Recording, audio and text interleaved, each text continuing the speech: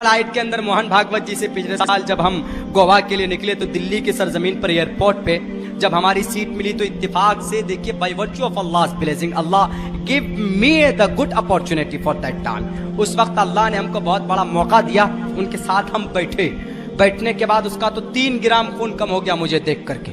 उन्होंने सोचा कि ये ओसामा बिन लादेन की औलाद, ये इनको सीट यहाँ कैसे मिल गई। तो उन्होंने एयर होस्टेस को कहा कि मैम मेरे लिए कोई और जगह का इंतजाम कीजिए। उन्होंने कहा sir there is no available, is not possible, यहीं बैठना हो। 2 घंटे 10 मिनट का ऐलान हुआ, हम बैठे चले, चूंकि पूरा महीना मेरा गोवा में ही गुजरता। हम बैठ गए, हम सोचे पतला सितला आदमी बैठ जाते हैं एक कोने में, हमको क्या पता कि भाई ये इतना अंदर से जल रहा है, भून रहा है, कबाब बन रहा है, इनका खून इनका फूक रहा है। रियल अपनी हकीकत में आपको पेश कर रहा हूँ, वरना मेरी आदत तो किस्सा कहानी सुनाने की होती नहीं। वैसे कैफ जनाब उनको इस तरह फैल कर बैठ गए वो। उसके बाद उनको नींद आ गई, कम से कम 1 घंटे तक सोया रहा बंदा। गुरुजी हमारे सोते रहे, तो इस बीच में मैंने सोचा क्या करूं, कुरान पढ़ने लग गया मैं। 1-1.5-2 पारे मैंने पढ़ लिए, इस बीच में हाथ में तस्बीह के दाने तो वो मैं हिलाने लगा। वैसी टाइम पास हो जाए वहां पे, और क्या कर सकते हैं आप, ना तो कुछ नजारा कर सकते हैं, ना तो आप ज्यादा किसी से बात कर सकते हैं। बहरकैफ जब मैंने ये हिस्सा उनको क्लियर कर दिया, मैं यूं ही हूं तब से 1 घंटे तक वो ऐसे फैल के सोया। उठने के बाद मुझे देखा, अब देखिए उसके मन में क्या कौन सी भावना पैदा होती है। हमदर्दी की वजह से मैंने हमदर्दी की थी थोड़ी सी, वो जगह मैंने क्लीन कर दिया था उनके लिए, मैं तिरछा हो गया था तो अमन से कंफर्टेबल होकर के सोया वो। तो उसके दिल में देखिए मुझे इंसल्ट करने का कितना बड़ा, वो सोचा कि मौलवी साहब सर पे टोपी है, दाढ़ी है, कुछ जानता नहीं होगा, 1-2 इंग्लिश में सेंटेंस पूछते हैं, खुद ब खुद शर्मिंदा होकर बैठ जाएगा और मैं जीत जाऊंगा। मैं समझता हूँ यही उनका कॉन्सेप्ट होगा, यही सोच होगी उनकी। तो उन्होंने मुझसे पूछा what's your name, what is are coming from, where do want to go. चूंकि भाई जुबान उनकी ऐसी होती है, इंग्लिश के ऊपर आजकल कोई बोले ना आदमी तो कहेगा भाई कितना बड़ा आदमी आ गया। एक जमाना ऐसा था कि गाजियाबाद से हम निकले अपने दारुल उलूम देवबंद के लिए, हम लोग 2 मदरसे के बच्चे बैठे हुए थे, इंग्लिश के ए से वाकिफ नहीं थे, तो एक गर्लफ्रेंड बॉयफ्रेंड इंग्लिश में बात कर रहे हम लोगों की तरफ देख के हंस रहे। हम लोगों ने सोचा कि क्या इलाज करूं इनका यार। हम दोनों ने अरबी के अंदर कुरान पढ़ना शुरू कर दिया, अल्हम्दुलिल्लाह रब्बिल आलमीन। वो बोलता था कुलौज़ बिरब्बिन नास मिनल जन्नति वन नास, इस तरह। तो वो बस अपनी बातें भूल गया, हम दोनों को देखने लग गया। हमने कहा कि भाई तुम अपनी जगह पे अगर महान हो तो हम अपनी जगह पे सुपर पावर ताकत है, हर आदमी अपने फील्ड का बादशाह होता है। बहरकैफ जनाब तो उन्होंने मुझसे यही सवाल किया, क्वेश्चन किया अंग्रेजी के अंदर में। हमने सोचा कि अगर मैं हिंदी में कहता हूँ कि मेरा नाम अब्दुल्ला है, मैं बिहार नेपाल बॉर्डर से ताल्लुक रखता हूँ और मैं गोवा जा रहा हूँ, तो वो और पता नहीं क्या क्या कहेगा। हमने कहा दिस इज अब्दुल्ला सालिम कमर, एक प्रोफेशनल लैंग्वेज में करना होगा। This is Abdullah Salim Qamar from Araria district and I am just coming from Delhi, I want to go to Goa and I reside my आदि ग्रंथ is called Quran in front of the people in the holy month of Ramzan. वो सीधा होके बैठ गया, बाप रे बंदे में कुछ जान है, लगता है तो हाइट कम है लेकिन लगता फाइट है इस बेचारे में। तो उन्होंने कहा, उसके बाद बैठकर मुझसे पूछता do you remember by heart all, यानी आपको पूरा याद है। Do you remember by heart all का मतलब आपको पूरा याद आपका धर्मशास्त्र। मैंने कहा yeah I am able to tell you from the beginning to the end, I remembered by heart, मुझे याद है, आई कैन टेल यू, मैं सुना सकता हूं आपको। बड़ा आश्चर्य में ताज्जुब में पड़ा वो। उसके बाद बोला प्लीज टेल मी समथिंग। अब देखिए एक इस्लाम का, एक हिंदू भाइयों का सबसे बड़े गुरु, महान गुरु, बल्कि हिंदुस्तान में इस्लाम का सबसे बड़ा एंटी अगर कोई पर्सन है तो वही है। लेकिन एक तरफ मुल्ला जी हैं इस्लाम का तर्जमान, लेकिन एक तरफ अल्लाह तबारक व तआला के सामने एक गुरु है जो मुसलमानों के दुश्मन है। गलत फहमी देखिए कितनी बड़ी है उसके अंदर इस्लाम के तई। उन्होंने कहा प्लीज टेल मी समथिंग। मैंने कुरान करीम के 1-2 आयत पढ़े, लेकिन मैंने भी पूछा, मैंने कहा sir what's your authentic book धर्मशास्त्र, क्योंकि आप इंग्लिश में नहीं बात करेंगे वहां पे। बोला कि दिस इज माई आदि ग्रंथ is called Shrimad Bhagavad Gita, this is my end 5 Vedas, 5वां वेद इसको कहा जाता। आई एम फॉलो दैट, मैं उसको फॉलो करता हूँ। हमने कहा sir do you remember by heart. बोला no anybody not able to remember by heart all, कोई उसको याद नहीं कर सकता जुबानी। हमने कहा दिस इज माई आदि ग्रंथ, every person can remember by heart and small boys easily remember by heart, छोटे छोटे बच्चे याद कर लेते हैं उसको। बोला या। हमने कहा sir please tell me something from your धर्मशास्त्र। बोला यस।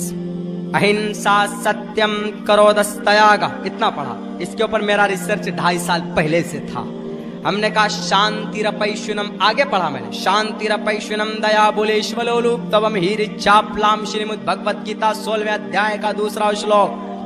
वो और बेचारा सुखड़ गया, बोला do you know about my धर्मशास्त्र? मैंने कहा यस, आई एम मुल्ला मौलवी साहब and I know everything, I know lot of thing about your धर्मशास्त्र, ऋग्वेद यजुर्वेद सामवेद अथर्ववेद रामायण महाभारत गीता पुराण उपनिषद महापुराण भविष्य पुराण कल की पुराण, एवरीथिंग आई नो। तो वो बेचारा देखिए उसकी और ज्यादा उनसियत बढ़ी मुझसे, बोला please tell me something, what is the meaning of that mantra, इसका मतलब क्या बताइए, आप क्या जानते हैं, डू यू नो? मैंने कहा यस आई नो। हमने कहा अहिंसा,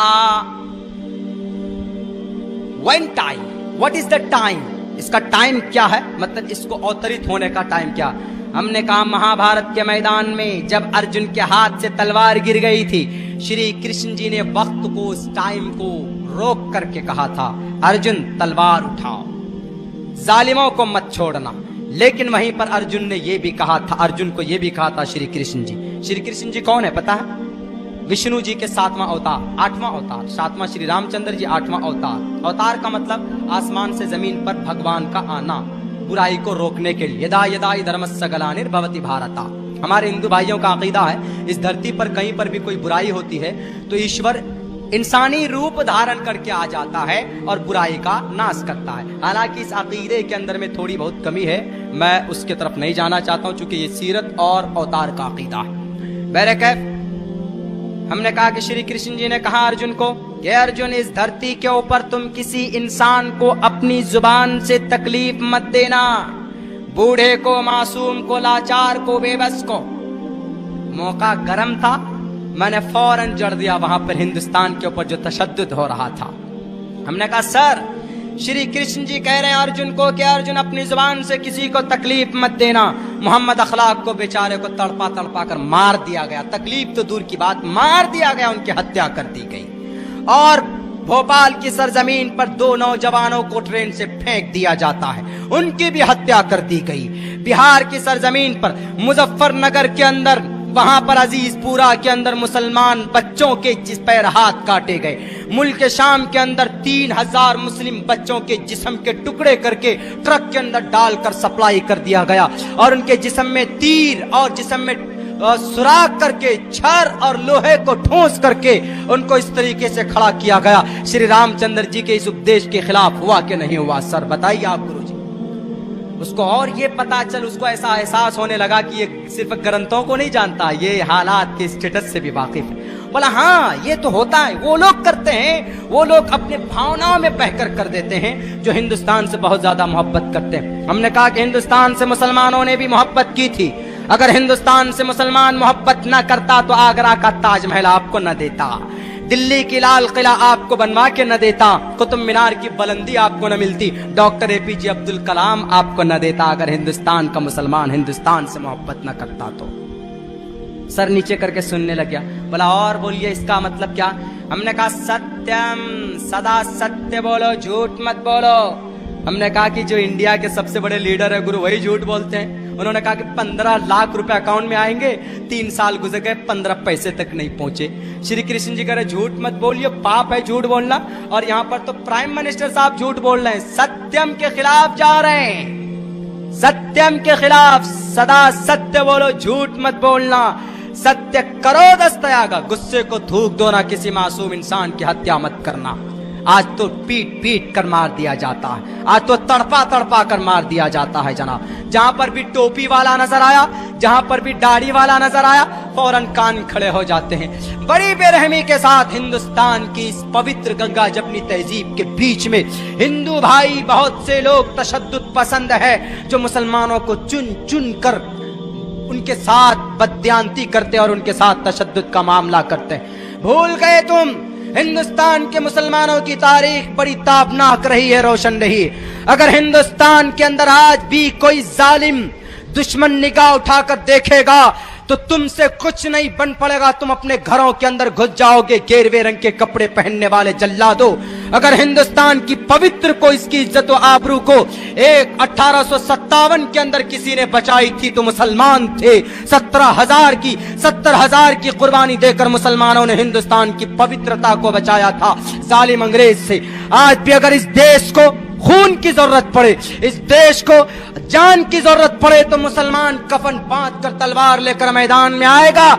जालिम सुपर पावर ताकत का मुकाबला करने के लिए तैयार है, लेकिन हिंदुस्तान की इस पवित्र धरती पर किसी नापाक जालिम बहरूपिये की कदम रखने के लिए कदम रखना गवारा नहीं करेगा मुसलमान। वो है आज भी हिंदुस्तान से मोहब्बत करता। लेकिन तुमने मुसलमानों को हरासमेंट करने की कोशिश की, तुमने मुसलमानों को अपने धर्मशास्त्र से खिलाफ हटकर नफरत फैलाने की बात की।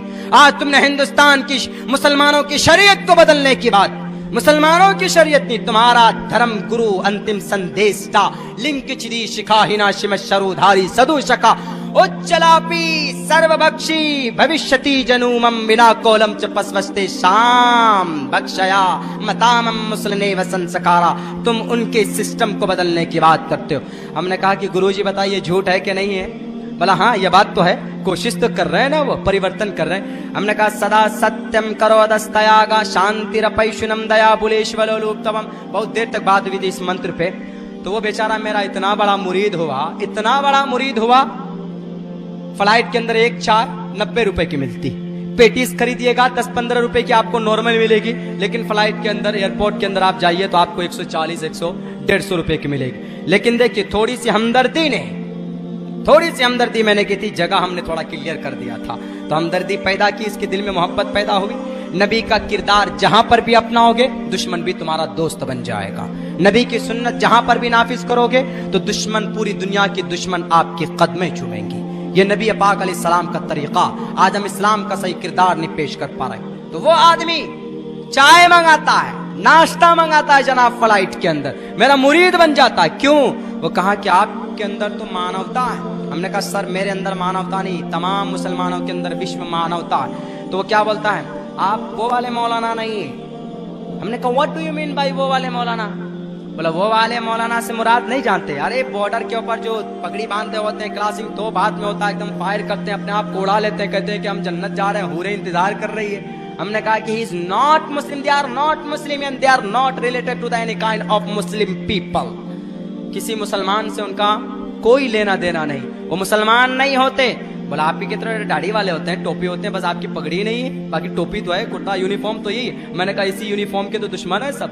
आपके देखिए सरकार ने भाई इस ट्रिपल तलाक को बदलने की बात की गई, 3 से ज्यादा, 1 से अधिक शादी के ऊपर बैन लगा दी गई। हमने कहा 1 से अधिक के ऊपर बैन लगाना था तो राजा दशरथ को बैन लगाते, श्री रामचंद्र जी के भी तो 3 माँ है, कौशल्या, सुमित्रा, कैकेयी। श्री कृष्ण जी ने तो भी तो 1623 बीवियां की, उस पर कोई वो एतराज नहीं। आज मुसलमान अगर 1 से 2 कर ले तो भाई आपको डर होता है कि भाई इनको बंद करो, खत्म करो। ये कहाँ का अन्याय, कहाँ का इंसाफ। हम लोग मजाक में बहुत सारी सीरियस बातें हमने उनसे कर ली। तो पहले कह वो बोला वो वाले मौलाना नहीं है। हमने कहा वो मौलाना नहीं होते, इज नॉट मुस्लिम। मुसलमानों को बदनाम करने की पूरी ये साजिश है। इस्लाम तशद्दुद पसंद नहीं हो सकता। जिस नबी की शरीयत में 1 से 1 लोटा पानी की जगह 2 दूसरा लोटा पानी बहाने की इजाजत नहीं है। अगर आप बहाओगे तो फजूल खर्ची में शुमार होगा। और कुरान कहता है कि तुम शैतान के भाई हो। पानी ज्यादा बहाने की इजाजत जिस शरीयत में ना हो, उस शरीयत के अंदर किसी का खून बहाने की इजाजत कैसे दिया जा सकता है? बोला ये बात। हमने कहा जी ये बात। इतना बड़ा मुरीद हुआ जनाब, अपने बॉडीगार्ड से कहा कि अब्दुल्ला ये गुरु जी की हैंड बैग लो और फिर वहां तक रिसेप्शन तक छोड़ो, वहां तक छुड़वाया वो। बताइए, एक जल्लाद, एक हिंदुस्तान के मुसलमानों का, इंसानियत का, अमन और शांति का दुश्मन, लेकिन किरदार नबी पेश किया गया तो दुश्मन भी आपके कदमों में आ गया।